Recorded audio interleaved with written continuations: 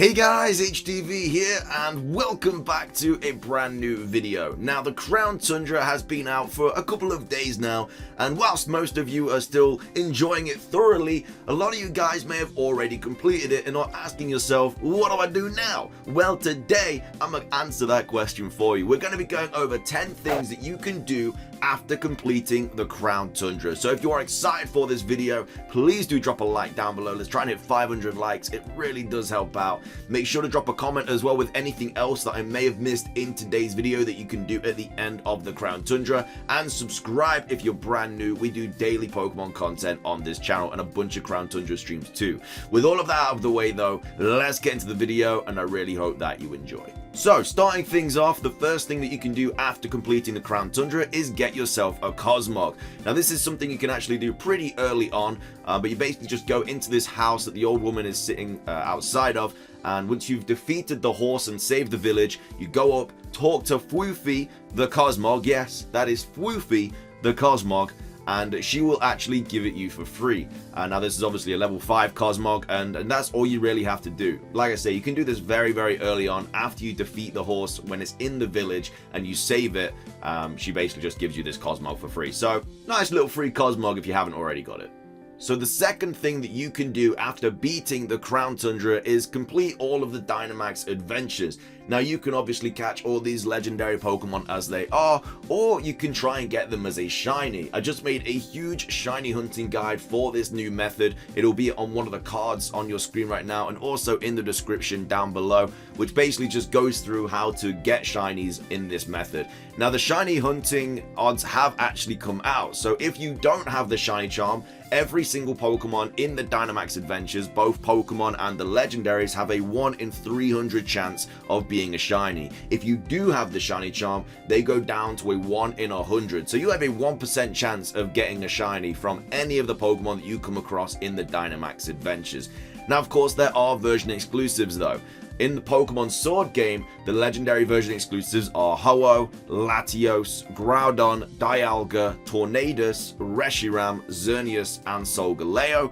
Whereas in Pokemon Shield, the version exclusives are Lugia, Latias, Kyogre, Palkia, Thundurus, Zekrom, Yveltal, and Lunala. All of the third legendary Pokemon, such as Zygarde and Suicune, are available in both copies.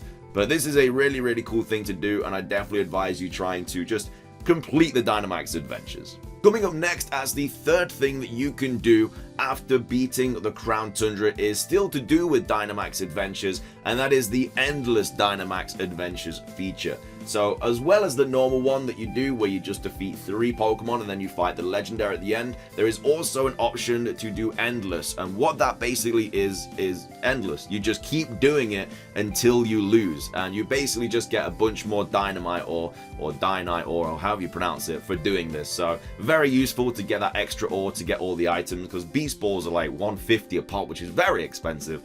So, very, very useful to get all that new ore to get the new items. Coming up next as the fourth thing that you can do after beating the Crown Tundra is to complete your Pokédex. Now, as I said in earlier videos, we have a massive Discord section in the description down below with a huge trading section where you can go and trade with other people to help each other complete the Pokédex. Anyway, once you've done it and you come to this woman here in the train station, first off, if you show her a Meltan, she'll give you the Hex Nut Sport Cap. I don't know if you need it in your party or not, but I don't think I did during this. I think it was just in my box somewhere. She will basically just give you that for free. But anyway, once you've done that and then you go and show her your Pokédex, she says your current progress is blah, blah, blah, it's done, it's complete, it's wada, yada, yada. Congratulations, you finally did it. You completed your Crown Tundra Pokédex. And then basically you just get a nice big old certificate for it. It looks really, really cool. Thanks to your hard work, I made remarkable progress on my research. I'm so glad that I asked you to help me. So this is the certificate right here. Really, really cool. You have the Calyrex and the horse at the very, very top left and right. Both horses, by the way. It's really, really cool. It says, we hereby certify your achievement of completing the Crown Tundra Pokédex. May this great accomplishment be celebrated by all. And then the rewards that you get for completing the Pokédex says, to commemorate your great achievement, let me add something special to your league card. So that's like a little crown on the right. And it says, please also take this as a token of my gratitude. So you get the original style replica state crown, which is a better crown than completing the Isle of Armor Pokédex. You get 50 rare candies, and then you also get 3 gold bottle caps. So very, very cool rewards for completing the Crown Tundra Pokédex. The next thing that you can do after beating the Crown Tundra is get yourself a Keldeo. Now, after finding all of the footprints from the Swords of Justice, you can fly down to the big tree, which is obviously where you find the Galarian birds. Come over here to the water, and then there is a little location, a little island, where you can find Keldeo. So like I say, you have to have caught the Swords of Justice. You cannot import them from Pokemon Home. You have to find all of the footprints, talk to Sonia, and then come to this location here, and it says there's evidence of a Pokemon that you haven't seen before, and then you have to cook a curry. That's what you got to do. Don't know why, but there is a little cooking pot there which kind of gives it away. But it's a cool little feature. Now, this is actually the 3rd time that I've cooked curry. I've not done much of the cooking during Pokemon Sword and Shield, so please don't, laugh at my awful cooking skills. But I think I did an okay job. It doesn't really matter what curry you make. You just have to make a curry in this location. Stir that pot. Make a decent little yummy curry. My Pikachu enjoyed it, so I mean I can't really complain. It was a nice little curry for sure. But once you've done that, you have the spicy apple curry or whatever you make. You eat it. Again, doesn't matter if your Pokemon likes it or dislikes it or whatever.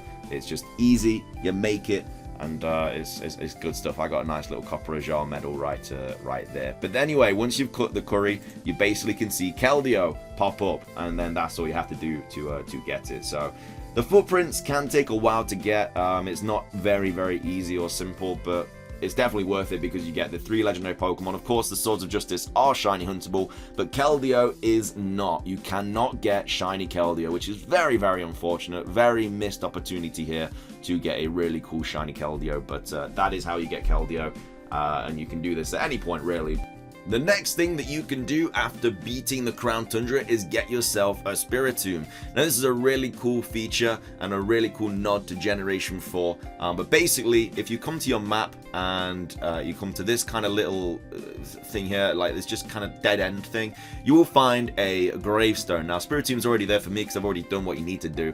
But when you first come here, it'll just be a gravestone. What it says is you have to basically spread its name. And what that means is you have to interact with 50 other players online. Not that you have to battle or trade with them, you just have to talk to them like this, and then they give you a free item. I mean, it's useful anyway because you get a bunch of free items, and then when you talk to 50 of these people, you will get the Spiritomb encounter. Now, the best way that I found to do this is just to simply go to a location where people are going to be spawning left, right, and center. So for some reason it worked for me is where the Reggie Drago and Reggie Alecki spawn. So basically what you do here is you just wait around and people will just, like I say here, just spawn in, and they will just keep spawning, despawning, because obviously people are coming to get Reggie Draco and Reggie Alecki the whole time. Look how many people just spawn. Like, I've been here for a few seconds and there's got like 7 people already that spawned. So you just wait here. You can go in and out of the temple if you want. I don't know if it will spawn more people, but as you can see, more and more people just keep spawning, and it's just easier than just going all the way around the Crown Tundra. I think this is just a much easier method to obviously get the 50 people that you need to talk to. But anyway, once you obviously talk to those 50 people, you go back to where Spiritomb is. Obviously, the easiest way to do that is to go to the Diner Tree Hill. You go there, and then you just come all the way down here, and then you can shiny hunt this Spiritomb as well. It's not just a random static Pokemon. You can actually shiny hunt it, so it's really, really cool. There are quite a few people around the Spiritomb as well, so maybe just talk to a couple of those if you don't think you've got it. But the cool thing is you don't have to do anything once you're there. Spiritomb will just be there at the gravestone, and then you just run up to it, and then you can just battle it, catch it, or shiny hunt it, whatever floats your boat. But that is how you get Spiritomb in Pokemon Sword and Shield's Crown Tundra. Coming up as the next thing that you can do after beating the Crown Tundra is to get yourself a Galarian Slowking. So once you've got 15 Galacia twigs, you come to the Roaring Sea Caves, and this woman is here. You give her the 15 twigs, which is obviously more than the 7 or 8 I think you needed for Galarian Slowbro. She will give you the Galarica, Galacia, whatever you call it. She will give you the wreath basically that you need to evolve Galarian Slowpoke into a Galarian Slowking, which is it's an interesting Pokemon. You know, I'm not a huge fan of it. I thought I was, but I'm not. But I'm just going to quickly show you what it looks like as a shiny on your screen right now, just in case you haven't seen it already. So here's my shiny Galarian Slowpoke. I'm going to jot that into my party. Go and find the Galar. I don't even know how to pronounce it. Galaris. No one's even bloody told me. Just someone please give me the answer that I desire. But obviously, once you've done that, you can find the twigs just from the sparkly things, by the way, if you didn't already know. I'm sure you will, though, from the Isle of Armor. But then it takes me 50 years to find it by name. Galarica Wreath. I'm just going to go with that. Don't care. Not the Focus Sash. There we go. Boom. Put it on Slowpoke, and that's how you evolve it. And then Galarian Slowking is an interesting shiny, to say the least. But here we are. He's evolving. And then, bang. Here it is. Galarian Slowking as a shiny. Make of that as you will, but that's what it looks like. Now, another thing that you can do after beating the Crown Tundra is actually have a huge Dynamax battle with Reggie Gigas. Now, if you come to the Snow Slide Slope, which is difficult to say, then you can go to the Giant's Bed, and there'll be an unused raid location surrounded by 4 rocks. Now, this is where you are going to want to interact with the raid marker, but make sure that you have every single Reggie in your party. So that's Reggie Rock, Reggie Ice, Reggie Steel, Reggie Draco, and Reggie Alecki. Quite a difficult thing to do, seeing as you can only get one of the new Reggies in your game, so you may have to trade with a friend to do this and then trade back or whatever. But once you've done that, it will then begin a battle with a Dynamaxed level 100 Reggie Gigas, which is how you are going to obtain this new Pokemon. Now, this can be a shiny as well. Now, I don't know if it's going to show as a shiny on the raid, or it's like the Dynamax Adventures where it shows up as a shiny at the end of the raid, but either way, that is how you get Reggie Gigas. Coming up as the next thing that you can do after beating the Crown Tundra is get yourself a Poipole. Now, Poipole is obviously the poison type Ultra Beast and has one of the easiest encounters, as it is a gift rather than a wild encounter or at the end of a Dynamax adventure. Now, once you've completed 15 Dynamax adventures, you can head to the lobby of the Max Lair and talk to one of the NPCs. After some dialogue, they will grant you a Poipole, which will only be level 20. It's better than level 5, but this is only level 20. Now, of course, this can also not be a shiny. Don't know why they decided to do this, because you can already get shiny Poipole in Ultra Sun, so it's not like you can't get it before. So very, very unfortunate, but you can get a Poipole by doing 15 Dynamax adventures.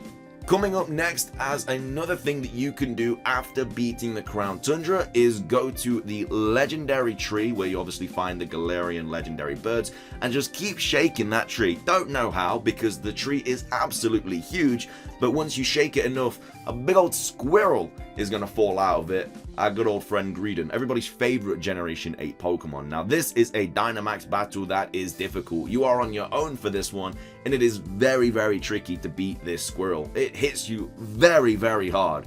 Like, it's ridiculous, actually, how difficult this is.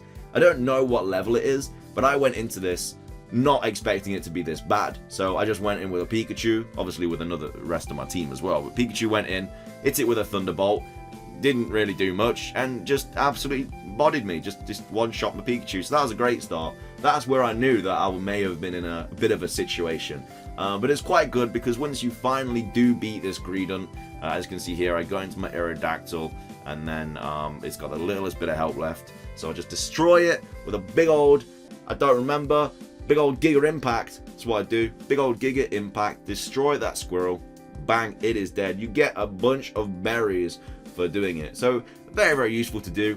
It's not like you have to do much to obviously activate this Dynamax battle, but you get a bunch of berries. You get 30 Auron berries, you get 10 citrus berries, 1 Lancet berry, 20 tomato berries, 15 Hondu berries, 5 Chople berries, 1 Staff berry. So very useful.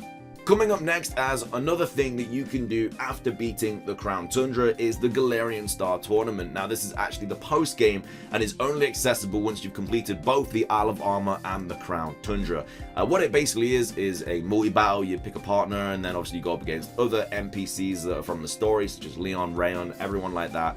And then they have like different dialogue and stuff. Now, it's quite difficult. There are a couple of tricky battles in there, but it's definitely worth doing. You do get a few items if you do complete it. So like I say, very, very useful to do. But that does wrap up today's video. That is everything that I can really think about to do once you have completed the Crown Tundra. I'm sure there are many things that I've missed, such as Victini. I don't know how to get Victini yet. Nobody really knows, so we're still kind of waiting on that. So obviously that's why that isn't in this video if you are watching it once it's already out. But there's still quite a few things in here to do whilst you do complete the Crown Tundra. But like I say, if you did enjoy the video, please do drop a like down below. It really does help out. Make sure to drop a comment as well with anything else I may have missed, and subscribe if you're brand new. We do daily Pokemon content on this channel. That's everything from me though. Have a fantastic rest of your day, and until next time, peace.